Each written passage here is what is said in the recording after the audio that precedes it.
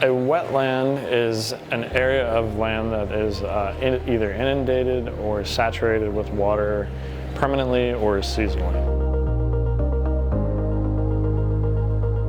I'm Elliot, and I'm the Director of Collections at Discovery Place. In Mecklenburg County, our wetlands are mostly the riparian zones which border all of our creeks. We have 81 separate named creeks in Mecklenburg County, and the areas bordering those creeks, in the floodplains of those creeks, are wetlands. The Catawba River is our county's entire western border, and along Lake Norman and Lake Wylie, there's lots of wetlands that can be found there. The poster children for wetlands would be amphibians, newts, salamanders, frogs.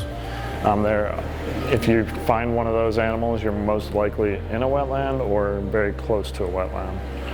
There are some toads that might be found a little bit further away from wetlands, but in general, if you find an amphibian, you're near a wetland. Wetlands are highly productive ecosystems that help purify our water. It's probably one of the most valuable things that they do for the world. They also provide a home for an enormous amount of biodiversity, and they retain water too. Any type of water retention is very valuable to all of the things that live on land, so the longer that retention is upheld, the better. Keep in mind that anything you throw away is going to very likely end up in a wetland, so if you're disposing of wastes, try not to use your garbage disposal. Any solid waste, either compost them or just throw them away with solid wastes. Any oils or pesticides, fertilizers, things like that, you want to dispose of properly.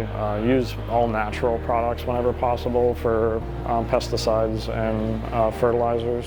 Anything that kind of works its way into the watershed will end up in a creek, a river, and eventually potentially our drinking water.